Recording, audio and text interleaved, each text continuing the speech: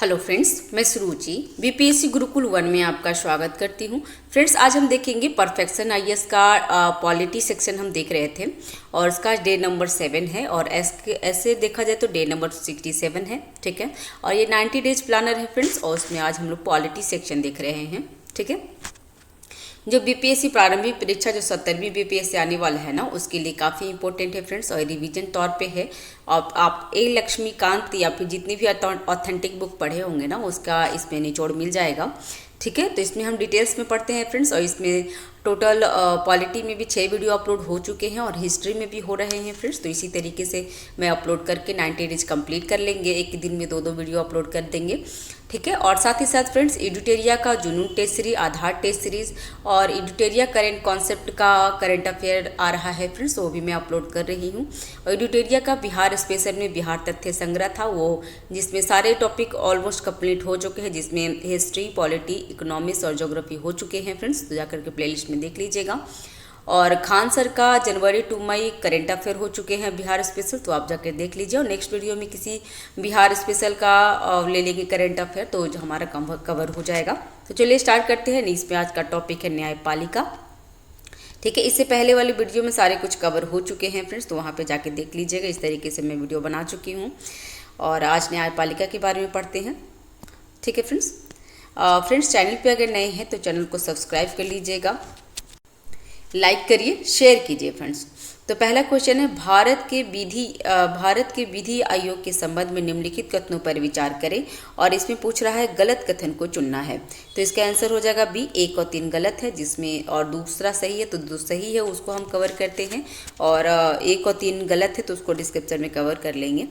और फ्रेंड्स, एक आपको बता दूं कि 69 बीपीएससी जो हुआ है ना, तो उसका भी मैं एक बार पूरा क्वेश्चन आंसर सॉल्यूशन करवा दूंगी, जिससे क्या होगा कि आपको अंदाज़ा लग जाएगा कि आपको नेक्स्ट अपकमिंग एग्जाम में कैसे क्वेश्चन पूछते हैं, तो भी आपको बहुत अच्छा हो जाएगा, कवर हो जाएगा।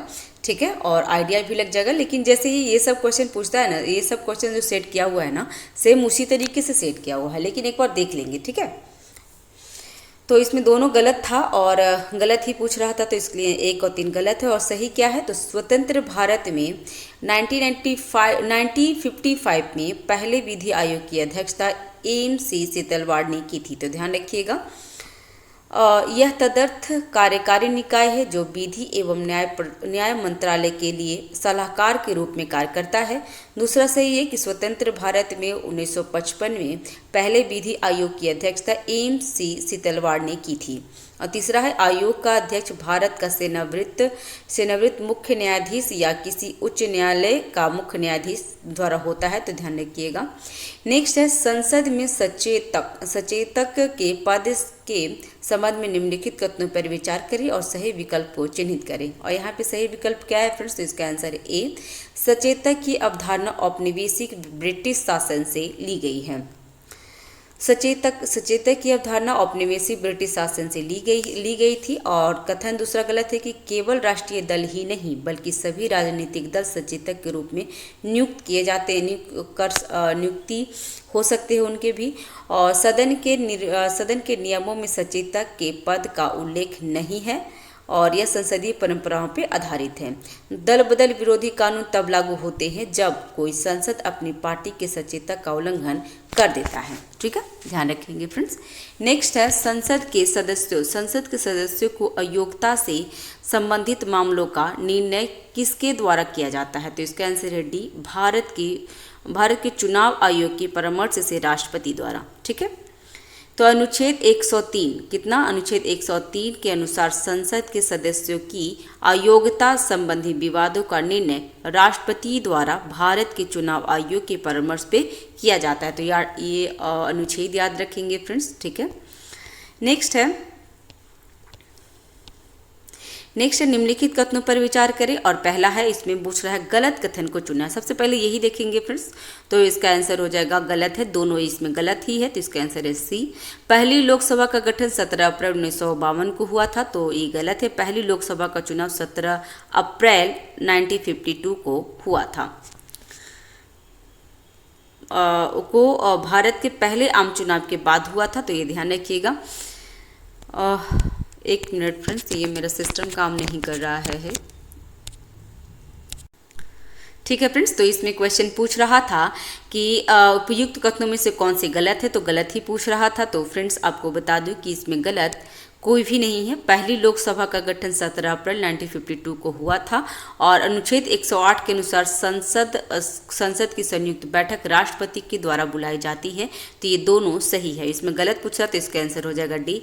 जबकि उत्तरमाला में तो सी दिया हुआ है, जबकि सी नहीं होगा। सी मतलब हो जाए कि दोनों गलत है, लेकिन इसमें दोनों सही है फ्रेंड्स, इसीलिए इसका आंसर हो जाएगा डी। तो फ्रेंड्स गलत सही क्या होता है, देखिए ये भी जो बीपीएस जो परफेक्शन आईएएस है, एक रिस्पेक्टेड क्लास है फ्रेंड, लेकिन इस पर भी बाय मिस्टेक कुछ ना कुछ हो जाते हैं। तो ये चीज़ मायने ये मत रखिए कि पूरा क्लासेस ही खराब है, ठीक है। तो ये ध्यान में रखिएगा कि थोड़ी बहुत मिस्टेक होती है, कहीं पे भी ह्यूमन बीइंग है, किसी से भी मिस्टेक हो सकती है। तो इसका मतलब उसका पूरा एक क्वेश्चन की वजह से पूरा संस्था को या पूरा वीडियो को गलत नहीं बताया जा सकता, राइट। तो इसका आंसर 3D, ठीक है। इसमें दोनों कथन सही था और उसमें गलत कथन पूछ रहा था, इसीलिए वो मिस्टेक हुई थी उनसे। और लेकिन इसका क्या है कि लोकसभा के अध्यक्ष इसकी अध्यक्षता करते हैं। तो एक बात ध्यान रखिएगा फ्रेंड्स, ये बहुत बार क्वेश्चन में पूछा है, इसलिए मैं इसको जोड़ दे रही हूँ। अनुच्छेद 108 है ना, तो अनुच्छेद 108 के अनुसार संसद की संयुक्त बैठक भारत के राष्ट्रपति के द्वारा बुलाई तो जाती है, लेकिन उसकी अध्यक्षता लोकसभा के स्पीकर करते हैं, लोकसभा के अध्यक्ष करते हैं। तो ये ध्यान रखिएगा, बहुत बार क्वेश्चन पूछा हुआ है। नेक्स्ट है, भारत के संविधान की 5वीं अनुसूची निम्नलिखित में से किस कथन को दर्शाता है। तो इसका आंसर हो जाएगा ए, भूमि गैर आदिवासी लोगों से आदिवासी लोगों के हस्तांतरित नहीं किया जा सकता है।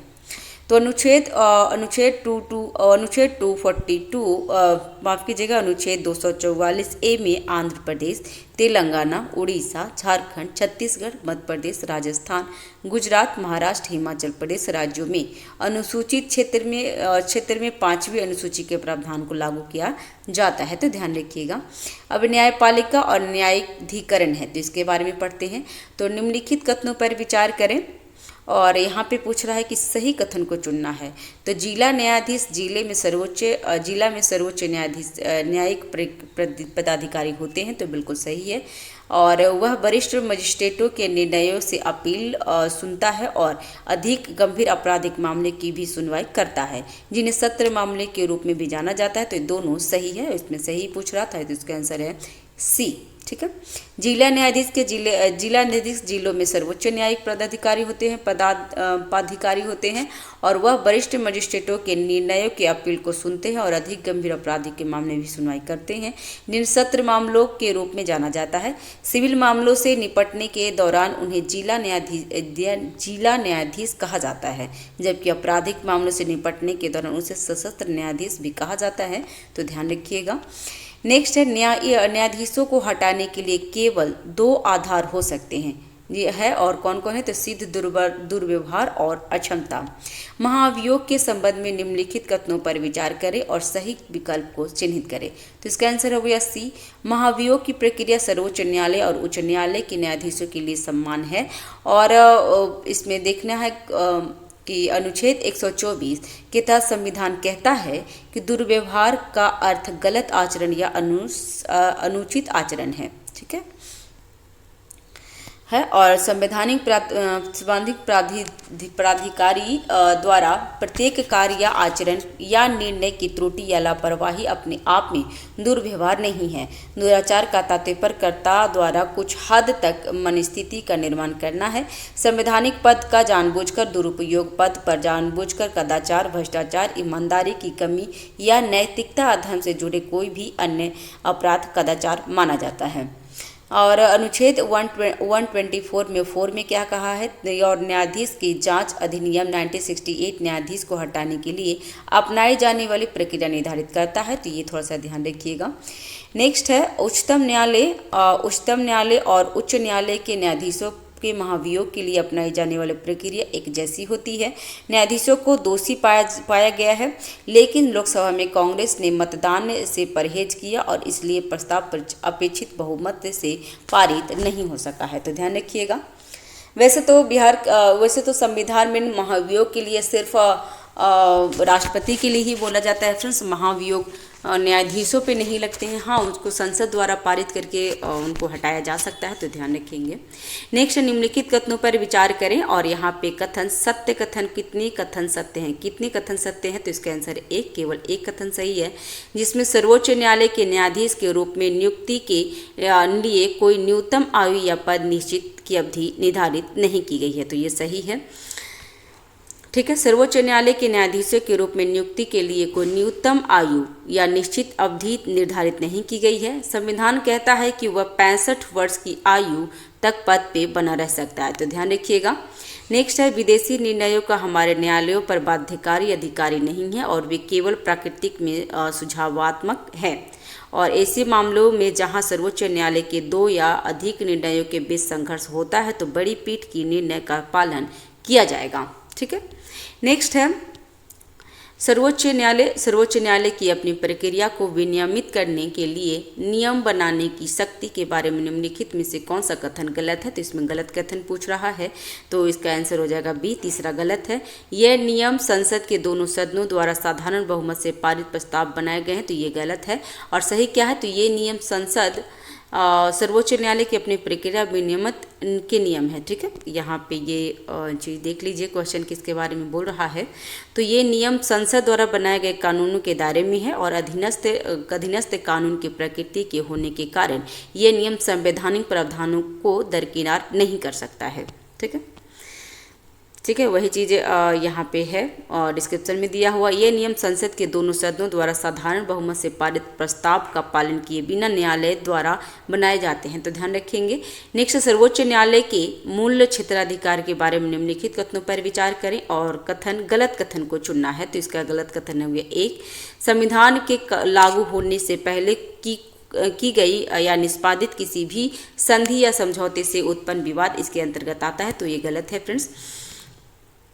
ऐसे विवाद को राष्ट्रपति द्वारा निपटाया जाता है जो सलाह के लिए सर्वोच्च न्यायालय से परामर्श कर सकते हैं, जो प्राकृतिक में बाध्यकारी नहीं है। और एक आर्टिकल्स कितने में है फ्रेंड्स, तो 143 में है। ठीक है, और पहला विवाद 1961 में पश्चिम बंगाल राज्य द्वारा भारत संघ के विरुद्ध था। पश्चिम बंगाल सरकार ने 1957 के कोयला क्षेत्र अधिनियम की संवैधानिकता को चुनौती दी थी। नेक्स्ट है, एकल न्यायालय प्रणाली को निम्नलिखित में से किस प्रावधान से अपनाया गया है, तो इसका आंसर है डी, भारत सरकार अधिनियम 1935 से।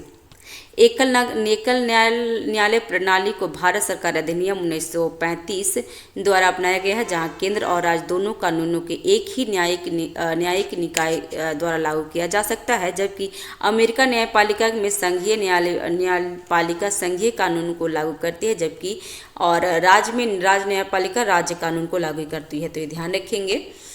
नेक्स्ट है 99वां संविधान संशोधन अधिनियम निम्नलिखित में से किससे संबंधित था, तो इसका आंसर है एनसीबीसी का संवैधानिक दर्जा देना।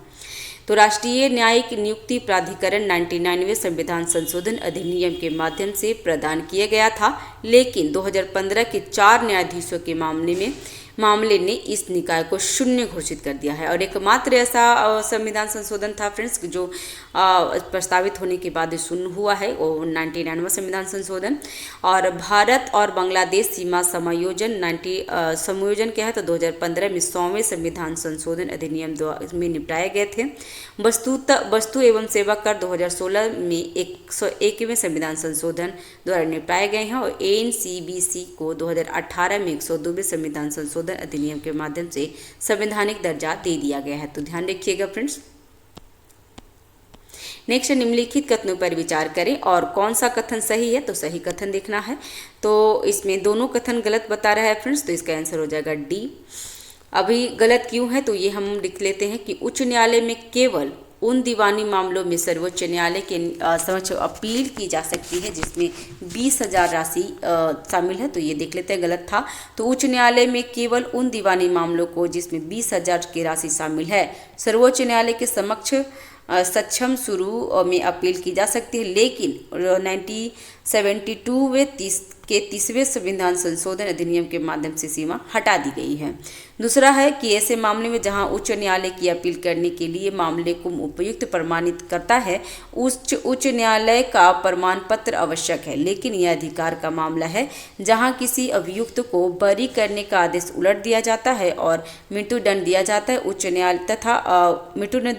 उच्च न्यायालय अधीनस्थ न्यायालयों से मामला लेता है और अभियुक्त को मृत्युदंड की सजा सुनाई जाती है। नेक्स्ट है अनुच्छेद 143 के संबंध में निम्नलिखित कथनों पर विचार करें, और अभिकथन है और कारण है।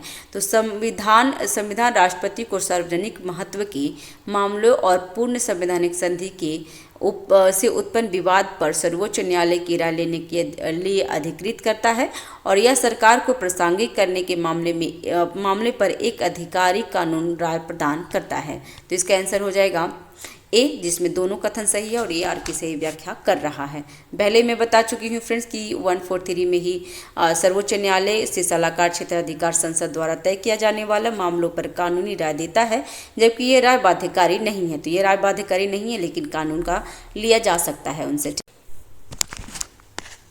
ठीक है फ्रेंड्स, और नेक्स्ट है सुप्रीम कोर्ट के संबंध में निम्नलिखित में से कौन सा कथन सही है? इसका आंसर है ए, राष्ट्रपति और उपराष्ट्रपति के चुनाव का विवाद के संबंध में इनका मूल, अनन्य और अंतिम अधिकार होता है। तो ये सही है। और राजबार काउंसिल के तहत अधिवक्ता सर्वोच्च न्यायालय के समक्ष कोई भी दस्तावेज या मामले दायर कर सकते हैं। तो ये गलत है फ्रेंड्स। राजबार काउंसिल के तहत अधिवक्ता सर्वोच्च न्यायालय के समक्ष कोई भी दस्तावेज या मामला दायर नहीं कर सकते हैं। राजबार काउंसिल के अधीन अधिवक्ता केवल सर्वोच्च न्यायालय में किसी पक्ष की ओर से ही या किसी मामले पर उपस्थित हो सकते हैं या बहस कर सकते हैं। नेक्स्ट है 1973 की केशवानंद भारती मामले में सर्वोच्च न्यायालय ने 1967 के गोलकनाथ मामले में अपने पिछले फैसले से अलग रुख अपनाया था। उपयुक्त में से निम्नलिखित में से कौन सा प्रावधान सबसे बेहतर तरीके से परिलक्षित होता है? तो इसका आंसर है ए, अपने फैसले की समीक्षा। न्यायालय पिछले निर्णयों से बंधे नहीं है और यह एक स्व सुधार एजेंसी के रूप में है। इस रूप में इसमें बदलाव कर सकते हैं। अनुच्छेद 137 के तहत सर्वोच्च न्यायालय और अनुच्छेद 226 के तहत उच्च न्यायालय अपने फैसले की समीक्षा कर सकते हैं। तो ये ध्यान रखिएगा। नेक्स्ट है निम्नलिखित कथनों पर विचार करें। तो निम्नलिखित कथनों पर क्या विचार करना है फ्रेंड्स? तो इसमें है क्वेश्चन है,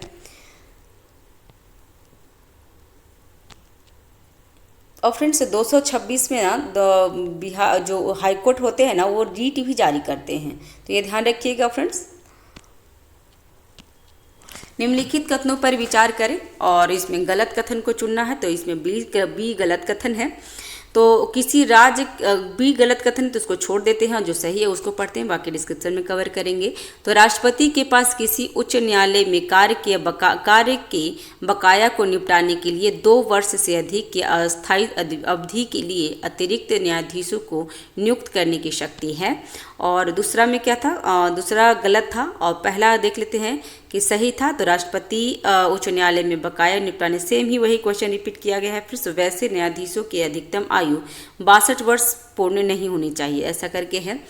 और दूसरा था, नेक्स्ट है निम्नलिखित माफ़ कीजिएगा, इसको पहले कंप्लीट करते हैं। दूसरा में क्या था? तो किसी राज्य के सभी उच्च न्यायालयों का अधिकार क्षेत्र केवल उसके क्षेत्र अधिकार विस्तार पर ही समाप्त होता है। तो दूसरा गलत है।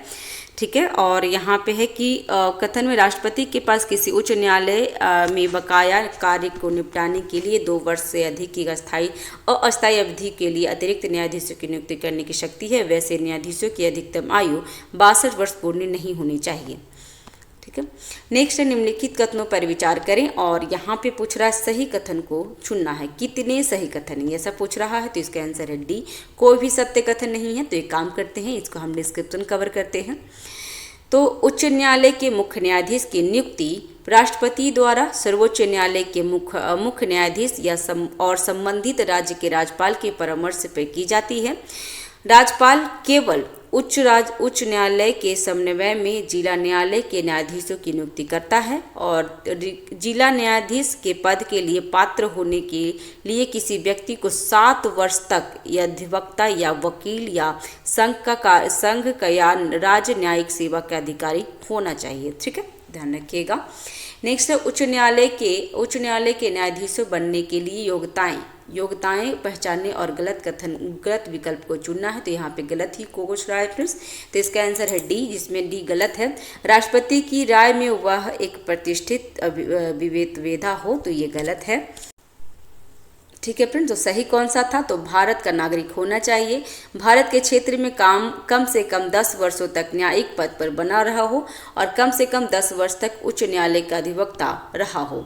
ठीक है, तो यहाँ हम लोग देख लिए अनुच्छेद कितने में है, तो 217 में है। अनुसार उच्च न्यायालय का न्यायाधीश बनने की योग्यता क्या क्या है? तो वह भारत का नागरिक हो, न्यूनतम 10 वर्ष की न्यायिक सेवा में होना चाहिए या न्यूनतम 10 वर्ष के लिए उच्च न्यायालय में अधिवक्ता होना चाहिए। तो ध्यान रखिएगा। नेक्स्ट है राजपाल के पद के संबंध में निम्नलिखित कथनों पर विचार करें। और यहाँ पूछ रहा है कि क्या पूछ रहा है वो देख लेते हैं। तो इसमें कह रहा है सी, गलत कथन पूछ रहा है, तो गलत कथन सी है, जिसमें 1 2 3 तीनों गलत ही है। तो हम डिस्क्रिप्शन ही कवर कर लेंगे, ज़्यादा बेहतर हो जाएगा। तो प्रत्येक राज्यपाल अपना पदभार ग्रहण करने से पहले उच्च न्यायालय के मुख्य न्यायाधीश को शपथ दिलाते हैं और भारतीय संविधान के अनुच्छेद 123 राष्ट्रपति को अध्यादेश जारी करने का अधिकार देता है और अनुच्छेद 213 राज्यपाल को अध्यादेश जारी करने का अधिकार देता है जब राज्य विधान सत्र में नहीं हो। ठीक है, एस.आर. बोमई मामले के फैसले के अनुसार राज्यपाल के विवेक के तहत लिए गए फैसले न्यायिक समीक्षा से मुक्त नहीं है। तो ध्यान रखिएगा। और राज्यपाल के पास राज्य विधानमंडल को बुलाने, स्थगित करने और भंग करने की शक्ति है। ठीक है, नेक्स्ट निम्नलिखित में से कौन सा कथन सही है? तो इसमें सही कथन है, तो इसका आंसर होगा ए, राज्यपाल राज्य का कार्यकारी प्रमुख होता है जबकि राष्ट्रपति केंद्र शासित प्रदेशों का कार्यकारी प्रमुख होता है और केंद्र का भी राष्ट्रपति ही प्रमुख होता है फ्रेंड्स। तो ध्यान रखिएगा, राज्यपाल राज्य का कार्यकारी प्रमुख होता है जबकि राष्ट्रपति केंद्र शासित प्रदेशों का कार्यकारी प्रमुख होता है। संविधान कहता है कि राज्यपाल को राज्य विधानमंडल या संसद के किसी भी सदन का सदस्य नहीं होना चाहिए। यदि वह सदस्य है तो उसे सीट खाली करनी होगी। और राज्यपाल को पदावधि के दौरान व्यक्तिगत कृतियों में आपराधिक कार्यवाही से छूट प्राप्त है, लेकिन वह व्यक्तिगत क्षमता में दीवानी कार्यवाही से छूट प्राप्त नहीं है। ठीक है, उसे और जिसे 2 महीने के नोटिस के बाद शुरू किया जाता है। तो ये ध्यान रखिएगा, ये भी पश्चिम बंगाल में थोड़ी सी ये सब कंट्रोवर्सी हुई थी, तो उसके लिए ध्यान रखिएगा, हो सकता है क्वेश्चन पूछ लेगा। नेक्स्ट है राज्यपाल के पद की शपथ संबंधित राज्य उच्च न्यायालय के मुख्य न्यायाधीश द्वारा दिलाई जाती है और यदि वह अनुपस्थित होते हैं तो संबंधित उच्च न्यायालय के वरिष्ठ न्यायाधीशों शपथ ग्रहण करते हैं। तो ध्यान रखिएगा। नेक्स्ट है निम्नलिखित कथनों पर विचार करें और इसमें पूछ रहा है कि गलत कथन कितने, कौन सी गलत कथन है? तो राज्यपाल राज्य योजना बोर्ड का प्रमुख होता है, मुख्यमंत्री संबंधित क्षेत्रीय। इसमें देख लेते हैं आंसर ही फ्रेंड्स, इसका आंसर है बी, जिसमें 1 2 और 4 गलत है। गलत पूछ रहा था तो 1 2 4 गलत है, मतलब सिर्फ 3 सही है, जिसमें मुख्यमंत्री आपात के दौरान राजनीतिक स्तर पर मुख्य संकट प्रबंधक हो जाता है। ठीक है, तो मुख्यमंत्री राज्य योजना बोर्ड का प्रमुख होता है, न कि राज्यपाल होते हैं। तो ये पहला इसलिए गलत हुआ था। मुख्यमंत्री संबंधित क्षेत्रीय परिषद का उपाध्यक्ष होता है, अध्यक्ष पद केंद्रीय गृह मंत्री के पास होता है। तो ये भी देख लीजिएगा। मुख्यमंत्री आपातकाल के दौरान राजनीति स्तर पर मुख्य संकट प्रबंधक होता है, मुख्यमंत्री राज्य सरकार का मुख्य प्रवक्ता होता है। तो ध्यान रखिएगा। नेक्स्ट, निम्नलिखित में से किस राज्य में द्विसदनीय विधायिका है? तो आंसर है इसका सी, महाराष्ट्र, कर्नाटक, तेलंगाना। वैसे तो 6 जगह पे है फ्रेंड्स, 6 जगह पे है। ठीक है, जिसमें बिहार, उत्तर प्रदेश, महाराष्ट्र, कर्नाटक, तेलंगाना और आंध्र प्रदेश, 6 जगह पे है। तो ध्यान रखिएगा, यहाँ पे दिया हुआ भी है कि आंध्र प्रदेश 6 राज्यों पे है, आंध्र प्रदेश, तेलंगाना, उत्तर प्रदेश, बिहार, महाराष्ट्र और कर्नाटक। नेक्स्ट है निम्नलिखित कथनों पर विचार करें और यहाँ पे सही कथन को चुनना है। तो इसका डी आंसर होगा, दोनों कथन गलत है। तो गलत क्यों है तो वो देख लेते हैं कि वह राज्य विधानमंडल में लोकप्रिय सदन को विधान परिषद के रूप में जाना जाता है। तो यहीं पे गलत हो गया फ्रेंड्स। लोकप्रिय सदन वो होते हैं जो निर्वाचित होते हैं, तो जिसमें लोकप्रिय सदन को विधानमंडल नहीं, विधान परिषद नहीं, विधानसभा कहा जाता है। और दूसरे सदन को विधानसभा का, तो इसमें दोनों इंटरचेंज कर दिया था, तो इसलिए गलत हुआ। और संसद अपने विवेक पर विधान परिषद बना सकते हैं, लेकिन उसके समाप्त नहीं कर सकता, तो ये गलत है फ्रेंड्स, दोनों गलत था। यदि ये तो हमने देख लिया। और दूसरा है यदि संबंधित राज्य की विधानसभा विशेष बहुमत से प्रस्तावित पारित करती है तो संसद विधान परिषद बना सकता है या समाप्त कर सकता है। ठीक है। नेक्स्ट है विधानसभा के संबंध में निम्नलिखित कथनों पर विचार करें और गलत विकल्प को चिन्हित करना है। तो गलत विकल्प कौन सा इसमें है फ्रेंड्स, तो इसका आंसर है डी। जो सही है वो पहले देख लेंगे, गलत को हम कवर कर लेंगे डिस्क्रिप्शन से। तो विधानसभा के सदस्य प्रत्यक्ष या अप्रत्यक्ष रूप से चुने जा सकते हैं। सदस्य 60 से 500 तक के बीच में होनी चाहिए। विधान परिषद की ताकत संसद द्वारा तय की जाती, तो ये भी सही है। ठीक है। गलत का अंत कौन था, तो विधान परिषद के सेवानिवृत्त सदस्यों को फिर से नहीं चुना जाता, तो ये गलत है फ्रेंड्स। ये ना, यहाँ कोई प्रावधान नहीं है कि विधान परिषद में कितनी बार भी वो हो सकते हैं, ऐसा नहीं है कि नहीं चुने जा सकते, दोबारा भी चुने जा सकते हैं, तो ध्यान रखिएगा। ठीक है। विधानसभा के सदस्यों का चुनाव प्रत्यक्ष अथवा अप्रत्यक्ष रूप से किया जाता है, जैसे सिक्किम और नागालैंड में सदस्यों का चुनाव अप्रत्यक्ष रूप से होता है, तो ध्यान रखिएगा। नेक्स्ट है सदस्यता 60 से 500 तक होती है। अरुणाचल प्रदेश, सिक्किम और गोवा में न्यूनतम 30 है, तो ये भी ध्यान रखेंगे। और ये जो अपवाद में है फ्रेंड्स, विधान परिषद की सदस्य संख्या सांसद द्वारा तय की जाती है। संविधान अधिकतम और न्यूनतम सीमा प्रदान करता है। और विधान परिषद के सेवानिवृत्त सदस्यों को कितनी बार भी फिर से चुना जा सकता है या मनोनीत किया जा सकता है, तो ये ध्यान रखेंगे। नेक्स्ट, निम्नलिखित में से कौन से कथन सही है, इसमें सही कथन चुनना है और इसका आंसर बी 1 और 3 सही है। ठीक है। तो विधानसभा दूसरी बार साधारण विधेयक पारित करके विधान परिषद को दरकिनार कर सकता है, तो ये सही है। और धन विधेयक के संदर्भ में विधानसभा द्वारा विधान परिषद की सिफारिशों का स्वीकार करने के बाद विधेयक पारित माना जाता है, तो ये ध्यान रखेंगे, ये दोनों सही है। गलत क्या था, तो संसद में गतिरोध को हल करने के लिए संयुक्त बैठक का संकल्प लोकसभा और राज्यसभा दोनों में उत्पन्न होने वाले विधेयक पे लागू होता है। और दोनों संयुक्त बैठक का आर्टिकल्स कितना है फिर से 108 है, जिसका और बुलाता कौन है, तो बुलाते हैं राष्ट्रपति, लेकिन उसके अध्यक्ष लोकसभा के अध्यक्ष करते हैं, तो ये ध्यान रखिएगा, बहुत बार पूछा हुआ है। ठीक है। नेक्स्ट है निम्नलिखित कथनों पर विचार करें और इसमें कथन है और कारण है, तो ये देख लेते हैं कथन कारण। तो संविधान धन विधेयक के मामले में गतिरोध का समाधान का प्रावधान नहीं करता है, और तो ये गलत है फ्रेंड्स। और लोकसभा राज्य विधानसभा की इच्छा को राज्य विधान परिषद की इच्छा पर हावी होने दिया जाता है, तो दोनों सही। ये दूसरा सही था, पहला गलत था, तो इसका आंसर है डी। उच्च संवैधानिक जनादेश वाले सदन की इच्छा जहां सदस्यों का सीधे चुनाव होता है, निम्न संवैधानिक जनादेश वाले सदनों पर प्रबल होती है, तो ध्यान रखिएगा। नेक्स्ट है उच्च न्यायालय के संबंध में निम्नलिखित कथनों पर विचार करें और इसमें पहला है केंद्र शासित प्रदेश में से केवल दिल्ली में ही अलग उच्च न्यायालय है, तो ये गलत है फ्रेंड्स, दिल्ली में ही नहीं और जगह पे मतलब इसमें गलत कथन है, तो गलत कथन सी है, क्योंकि दिल्ली के केंद्र शासित प्रदेश केवल दिल्ली में 1966 में अलग उच्च न्यायालय बनाया गया है, तो वो सही है फ्रेंड्स, सिर्फ दिल्ली में है उच्च न्यायालय। और संविधान इसमें गलत ही पूछ रहा था, तो 2, 3 और 4 गलत है, तो दूसरा भी सही, तो सही है, वो पढ़ लेते हैं। ये संविधान में उच्च न्यायालय की क्षमता निर्दिष्ट नहीं की गई है, इसे राष्ट्रपति द्वारा निर्धारित किया जाता है, तो ये सही है। ठीक है। और नेक्स्ट है वित्तीय आपातकाल स्थिति को छोड़कर उच्च न्यायालय के न्यायाधीशों के वेतन और भत्ते उनकी नियुक्ति के बाद के नुकसान के लिए भिन्न नहीं किए जा सकते हैं, और न्यायाधीशों की आयु के संबंध में कोई भी विवाद भारत के मुख्य न्यायाधीश से परामर्श करने के बाद राष्ट्रपति द्वारा तय किया जाता है, तो ध्यान रखेंगे फ्रेंड्स। नेक्स्ट है उच्च न्यायालय के न्यायाधीशों के स्थानांतरण के संबंध में निम्नलिखित कथनों पर विचार करें और इसमें सही कथन को चुनना है, तो इसका आंसर है डी, दोनों गलत है। तो गलत क्यों है वो पढ़ लेते हैं, जो सही आंसर है वही देख लेते हैं फ्रेंड्स। तो सर्वोच्च न्यायालय के तीसरे न्यायाधीश के मामले कब थे आए थे, तो 1998 में सर्वोच्च न्यायालय के 4 वरिष्ठतम न्यायाधीशों और 2 संबंधित उच्च न्यायालय के मुख्य न्यायाधीशों के कॉलेजियम के अलावा भारत के मुख्य न्यायाधीश की सिफारिश का प्रावधान था। और उच्च न्यायालय के न्यायाधीश राष्ट्रपति के कार्यकाल के दौरान पद पर नहीं रह सकते हैं, भले ही वे उनके द्वारा नियुक्त किए जाते हों।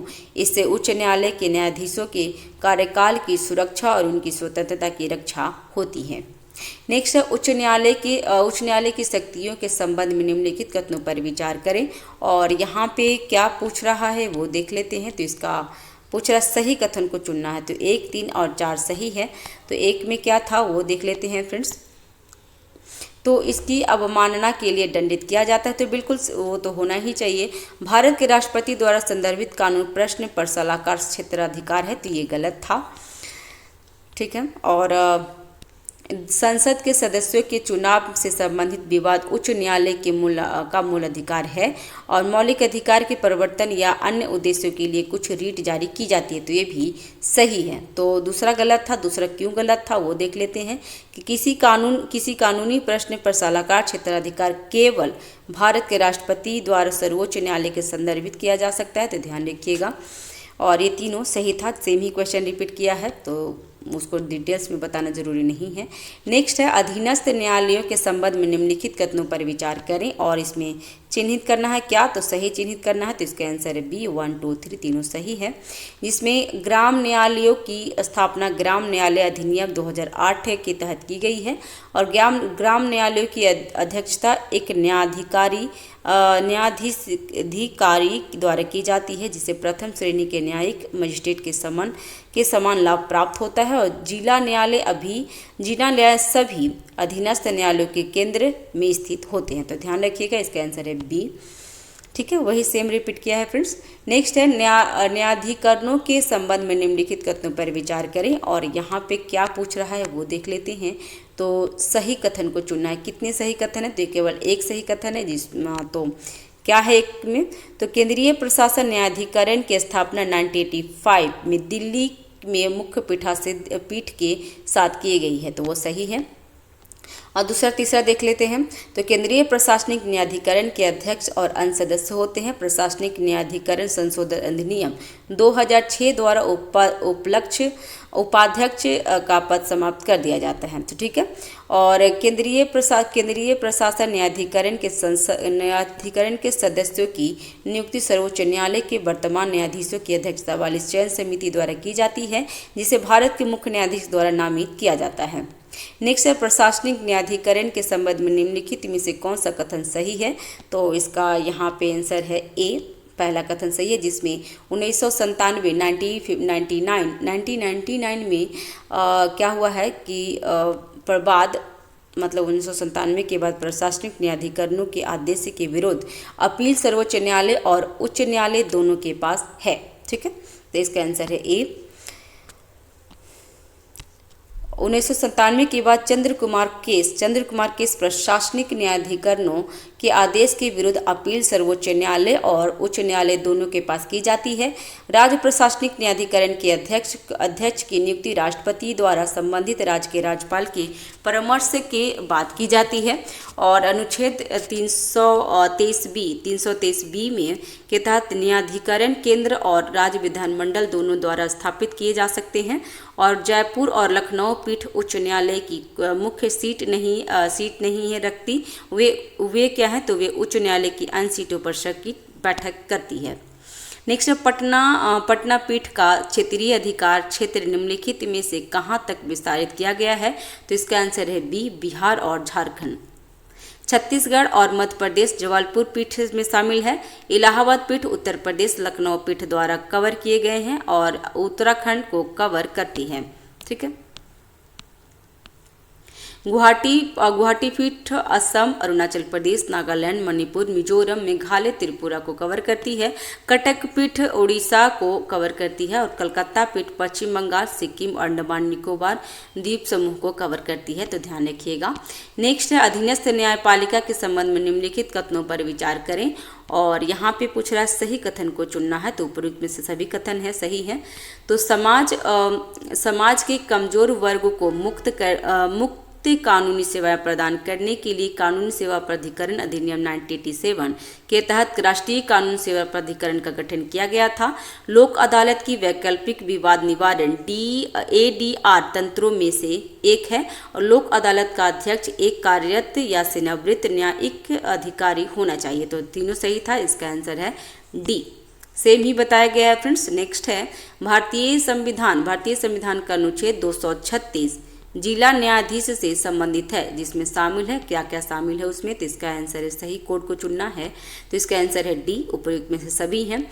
जिसमें शहर के सिविल न्यायालय के न्यायाधीश, अतिरिक्त जिला न्यायाधीश, संयुक्त जिला न्यायाधीश, सहायक जिला न्यायाधीश, इसका डिस्क्रिप्शन और न्यायाधीश लघुवाद न्यायालय के मुख्य न्यायाधीश, मुख्य प्रेसिडेंसी मजिस्ट्रेट, अतिरिक्त मुख्य प्रेसिडेंसी मजिस्ट्रेट, सत्र न्यायाधीश, अतिरिक्त सत्र न्यायाधीश और सहायक तंत्र न्यायाधीश हैं। ठीक है, उपयुक्त सभी अनुच्छेद 236 के तहत जिला न्यायाधीशों को गठन करते हैं, तो ध्यान रखिएगा।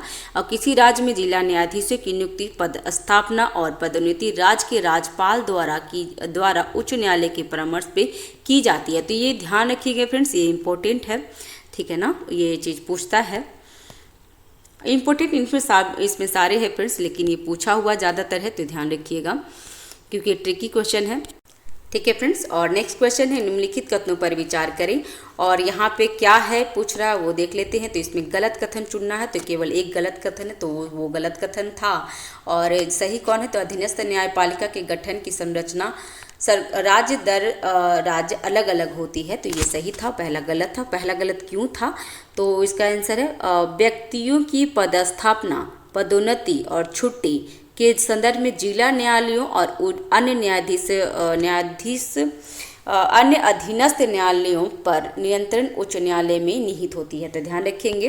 नेक्स्ट है जब सत्र न्यायाधीश किसी अभियुक्त को मृत्युदंड देता है तो निम्नलिखित में से कौन सा प्रावधान लागू होता है, तो इसका आंसर है डी, उच्च न्यायालय के राष्ट्रपति की सिफारिश पर विचार करता है।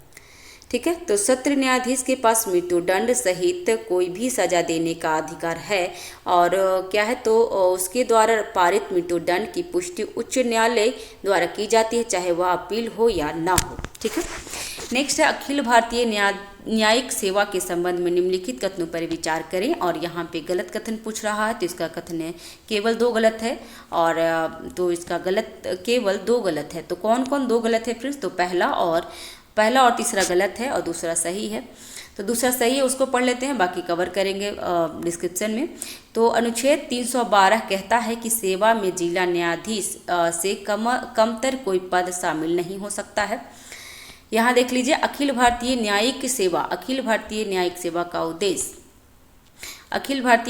का उद्देश्य यूपीएससी मॉडल पर न्यायाधीशों की भर्ती की प्रक्रिया को केंद्रीकृत करना।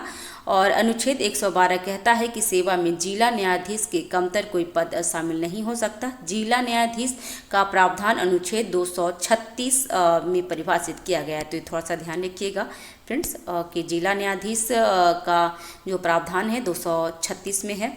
ठीक है, और कथन तीसरा भी गलत है कि 42वां संविधान संशोधन अधिनियम 42वां संविधान संशोधन अधिनियम के अनुच्छेद 312 में संशोधन के माध्यम से इस सेवा को निर्माण का प्रावधान किया गया है। नेक्स्ट है निम्नलिखित कथनों पर विचार करें और गलत विकल्प को चिन्हित करें। ठीक है, तो गलत विकल्प कौन से होंगे फ्रेंड्स, इसका आंसर है डी, जिसमें ए बी सी तीनों सही है और चौथा गलत है। तो जो ए बी सी जो सही है वो देख लेंगे। ठीक है, तो पटना उच्च न्यायालय का गठन फरवरी 1916 को हुआ था, तो ये सही है। एडवर्ड मेनार्ड ड्रेस चैप्ट चेमियार पटना न्यायालय के पहले मुख्य न्यायाधीश हैं, तो ये भी सही है। और न्यायमूर्ति विनोद चंद्र पटना उच्च न्यायालय के वर्तमान मुख्य न्यायाधीश हैं, तो ये भी सही है। न्यायमूर्ति रेखा दोषित स्वतंत्रता के बाद पटना उच्च न्यायालय की पहली महिला मुख्य न्यायाधीश बनी है, तो वो गलत है फ्रेंड्स, इसलिए इसका आंसर हो जाएगा डी, क्योंकि गलत ही पूछ रहा था। न्यायमूर्ति रेखा डेनिस पटना उच्च न्यायालय की पहली महिला मुख्य न्यायाधीश थी। माननीय क्या है यहाँ पे गलत पूछ रहा था, 4 है, तो इसमें न्यायमूर्ति रेखा देसित पटना उच्च न्यायालय की पहली महिला मुख्य न्यायाधीश थी। माननीय पंडित लक्ष्मीकांत झा स्वतंत्रता के बाद पटना उच्च न्यायालय के पहले भारतीय मुख्य न्यायाधीश थे। तो कौन थी फ्रेंड्स? तो इसका नाम है पंडित लक्ष्मीकांत झा, स्वतंत्रता के बाद पटना उच्च न्यायालय के पहले मुख्य न्यायाधीश थी, तो ध्यान रखिएगा। और नेक्स्ट है निम्नलिखित कथनों पर विचार करें। इसमें है सही कथन को चुनना है, तो इसमें सी है सही कथन 1 और 3। तो राज्यसभा के पास धन विधेयक को अस्वीकार करने या संशोधन करने का कोई अधिकार नहीं है, और अनुदान मांगों पर राज्यसभा के पास कोई मतदान शक्ति नहीं है, तो दोनों सही है और दूसरा गलत था। राज्यसभा के पास धन विधेयक को अस्वीकार करने या संशोधन करने का कोई अधिकार नहीं है। राज्यसभा संशोधन की सिफारिश कर सकता है, जो लोकसभा पे बाध्यकारी भी नहीं है। ठीक है, राज्यसभा बजट पर चर्चा कर सकता है, लेकिन उस पर मतदान नहीं कर सकता, तो तीसरा भी गलत है। और राज्यसभा के पास ये गलत हो गया, सेकंड गलत था। और राज्यसभा के पास अनुदानों की मांग पर कोई मतदान शक्ति नहीं है, केवल लोकसभा पर ही मतदान कर सकते हैं, लोकसभा ही मतदान से कर सकते हैं, तो ध्यान रखिएगा। नेक्स्ट है राज्यों में विधान परिषद, क्या? तो राज्यों में विधान परिषदों को बनाने या समाप्त करने की शक्ति निम्नलिखित में से किसके पास निहित है? तो इसका आंसर है सी, राज्य की विधानसभा। ठीक है, तो अनुच्छेद 169 निर्माण और उन्मूलन है। तो संसद एक विधान परिषद को साधारण बहुमत से समाप्त कर सकता है। ठीक है, संसद क्या है? तो संसद एक विधान परिषद को साधारण बहुमत से समाप्त कर सकती है यदि संबंधित राज्य की विधानसभा विशेष बहुमत से उस आशय का प्रस्ताव पारित करता है। तो राज्य में जैसे कि मान लीजिए बिहार में जो परिषद है, तो अगर बिहार में विशेष बहुमत से अगर ये हो जाए पारित की वो विधान परिषद को हटाना चाहते हैं, तो संसद का साधारण बहुमत से उसे हटा सकते हैं। तो ये ध्यान रखिएगा, ऐसे होता है, प्रावधान है। नेक्स्ट है भारत में अधीनस्थ न्यायालय के रूप में नियुक्त होने की योग्यता के संदर्भ में निम्नलिखित कथनों पर विचार करें, और इसमें सही कथन कितने सही कथन है, ये सब पूछ रहा है। तो इसका आंसर है 3, तीनों सही कथन है। कौन कौन सही कथन है, तो ये देख लेंगे फ्रेंड्स। पहला है कि उसे पहले से ही केंद्र या राज्य सरकार की सेवा में नहीं होनी चाहिए। तो भारत के अधीनस्थ न्यायालय के बारे में ऐसा है, उसे 7 साल तक अधिवक्ता या वकील होना चाहिए। उसे 10 साल तक भारत के क्षेत्र में न्यायिक कार्यालय में रहना चाहिए। उसे नियुक्ति के लिए उच्च न्यायालय द्वारा अनुशासित करना चाहिए।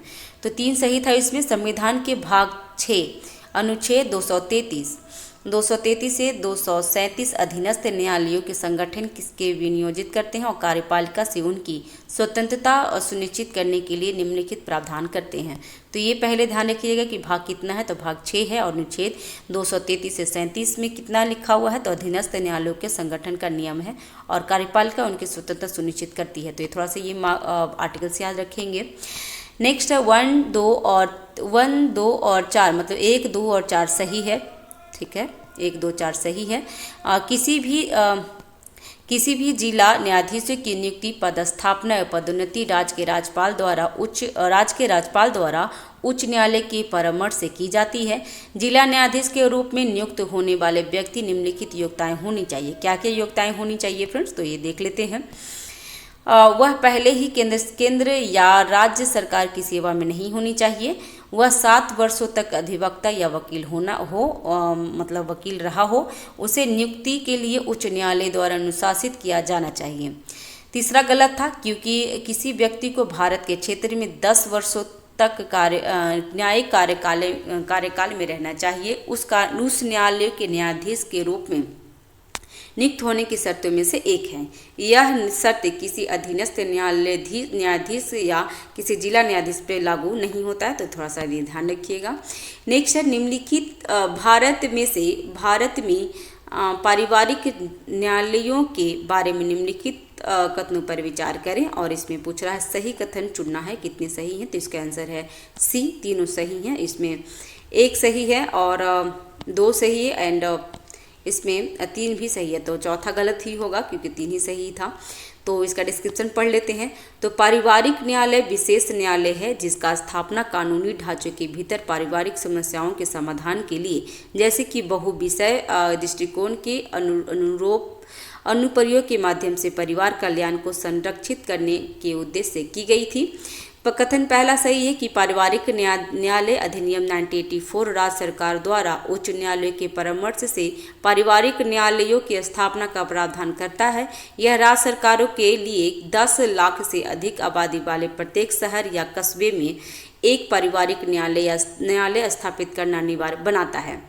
पारिवारिक न्यायालय अधिनियम 1984 के अनुसार कोई व्यक्ति न्यायाधीश के रूप में नियुक्ति के लिए तब तक योग्य नहीं होगा जब तक उसने कम से कम 7 वर्ष तक भारत में न्यायिक कार्रवाई, न्यायिक कार्यालय या न्यायाधिकरण के सदस्य का पद या संघ या राज्य के तहत कोई ऐसा पद धारण किया हो जिसके लिए कानून का विशेष ज्ञान आवश्यक हो, या वह कम से कम 7 वर्षों तक किसी उच्च न्यायालय या लगातार 2 या अधिक ऐसे न्यायालयों का अधिवक्ता रहा हो, या उसके पास ऐसी अन्य योग्यताएं हो जो केंद्र सरकार भारत के मुख्य न्यायाधीश की सहमति से निर्धारित करती है।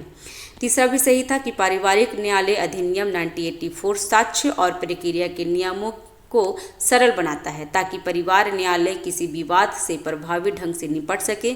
यह अपील का केवल एक अधिकार प्रदान करता है जो उच्च न्यायालय में होगा। ठीक है। नेक्स्ट है अधीनस्थ न्यायालय के बारे में निम्नलिखित पर विचार करें। और इसके बाद लिखा हुआ है कि सही उत्तर को पूछना है, सही उत्तर कौन सी है, तो इसका आंसर है डी, तीनों सही है। उसके पास अधीनस्थ न्यायालय के बारे में है तो इसके बारे में देख लेंगे। उसके पास दीवानी और फौजदारी दोनों मामले में मूल और अपीलीय क्षेत्राधिकार होता है। उसके पास जिले के सभी अधीनस्थ न्यायालयों पर पर्यवेक्षी शक्तियाँ होती है और सत्र न्यायाधीश के पास आजीवन कारावास और मृत्युदंड सहित कोई भी सजा देने का अधिकार होता है, तो ध्यान रखेंगे। और सेम ही वहाँ रिपीट किया गया है फ्रेंड्स। नेक्स्ट है निम्नलिखित पर मिलान करें और यहाँ पे मिलान करना है, तो इसका आंसर है बी। ठीक है, तो इसका आंसर है बी। पहला मिलान करके देख लेते हैं। तो उच्च न्यायालय है बही खाते रखने के लिए प्रपत्र निर्धारित करना। अधीनस्थ न्यायालय दीवानी और फौजदारी मामला। राजस्व न्यायालय भूमि और राजस्व मामले। और लोक अदालत विवादों का त्वरित निपटारा होता है, तो आंसर हो गया उसका बी। नेक्स्ट है किसी राज्य में अधीनस्थ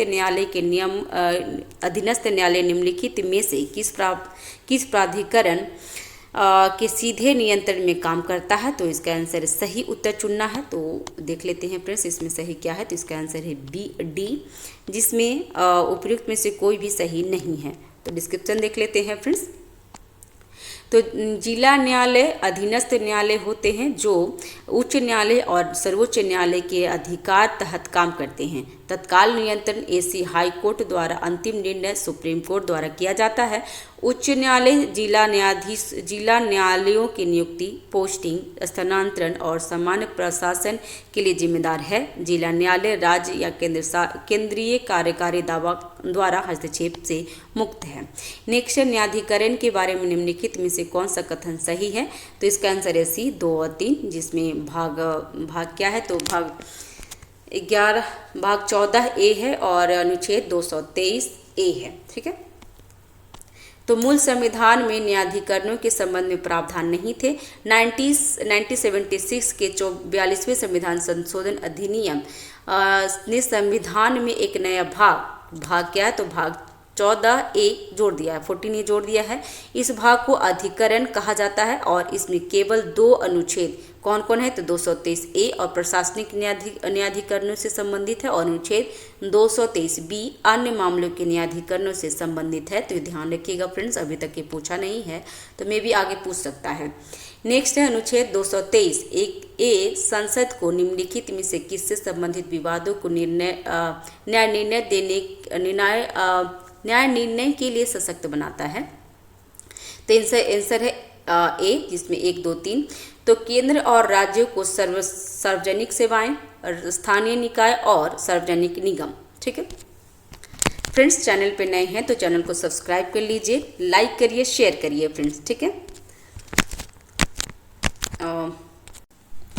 फ्रेंड्स, तो इसमें डिस्क्रिप्शन में देख लेते हैं। अनुच्छेद 223 ए संसद को केंद्रीय, राज्य, स्थानीय निकाय, सार्वजनिक निगमों और अन्य सार्वजनिक प्राधिकरणों की सार्वजनिक सेवाओं में नियुक्त व्यक्तियों की भर्ती और सेवा की शर्तों से संबंधित विवादों के निर्णय के लिए प्रशासनिक न्यायाधिकरणों की स्थापना के लिए अधिकार देता है। अनुच्छेद 223B के तहत संसद और राज्य विधानसभाओं को निम्नलिखित मामलों में संबंधित विवादों के निपटारे के लिए न्यायाधिकरणों की स्थापना के लिए प्रावधान करने के लिए अधिकृत किया गया है। कौन कौन है, तो पहला है काराधन, विदेशी मुद्रा, आयात और निर्यात, औद्योगिक और श्रम, भूमि सुधार, शहरी संपत्ति पर सीलिंग, संसद और राज्य विधानसभाओं के चुनाव और खाद्य पदार्थ, किराए और किराएदारी अधिकार इत्यादि है। तो ध्यान रखिएगा। नेक्स्ट है केंद्रीय प्रशासनिक न्यायाधिकरण के बारे में निम्नलिखित कथनों पर विचार करें। और यहाँ पे ऑप्शन में क्या है, तो ऑप्शन में यहाँ पे दिया है कि सही कथन को चुनना है। तो केवल 3 सही है, जिसमें अध्यक्ष और सदस्य 65 वर्ष तक पद धारण करते हैं। ठीक है, तो कथन एक गलत था कि केंद्रीय प्रशासन न्यायाधिकरण कैट की स्थापना 1985 में की गई थी, जिसकी मुख्य पीठ दिल्ली में तथा अतिरिक्त पीठ विभिन्न राज्यों में है। कैट एक बहुसदस्यीय निकाय है जिसमें एक अध्यक्ष तथा सदस्य होते हैं। मूल रूप से कैट में एक अध्यक्ष, उपाध्यक्ष, सदस्य होते हैं। बाद में 2006 में प्रशासनिक न्यायाधिकरण संशोधन अधिनियम 2006 द्वारा उपाध्यक्ष का प्रावधान हटा दिया गया था, इसलिए अब कैट में कोई उपाध्यक्ष नहीं है। ठीक है, वे न्यायिक तथा प्रशासनिक दोनों धाराओं से चुने जाते हैं तथा राष्ट्रपति द्वारा नियुक्त किए जाते हैं।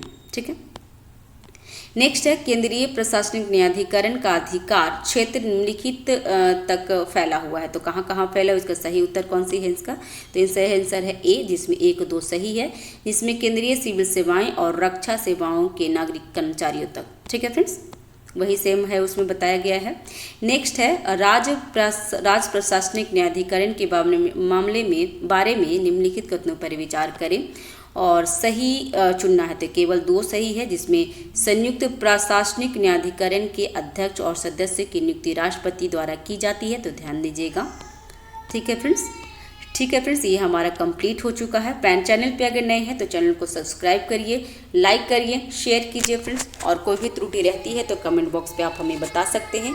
हमारा टेलीग्राम भी चैनल है, तो वहाँ पे आप ज्वाइन हो सकते हैं। फ्रेंड्स, एक महिला के लिए, एक लड़की के लिए अपने ज़िंदगी में कितना संघर्ष करना होता है, शायद वो सिर्फ महिला या लड़कियां ही समझ सकती हो। और एजुकेशन की लाइन में हो या अपने लाइफ में कहीं भी आगे बढ़ने का हो, तो उसमें सबसे ज़्यादा संघर्ष अगर करना पड़ता है तो सिर्फ औरतों को, लड़कियों को संघर्ष करना पड़ता है।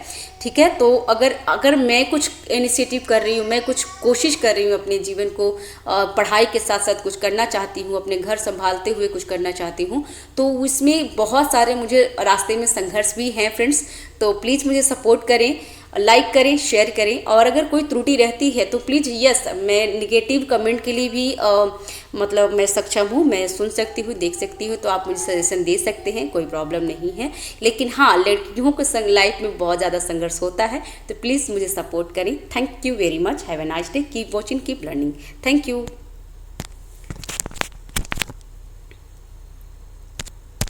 ठीक है फ्रेंड्स, तो अभी मैं इसको वाइंड अप करती हूँ। नेक्स्ट वीडियो में मिलते हैं।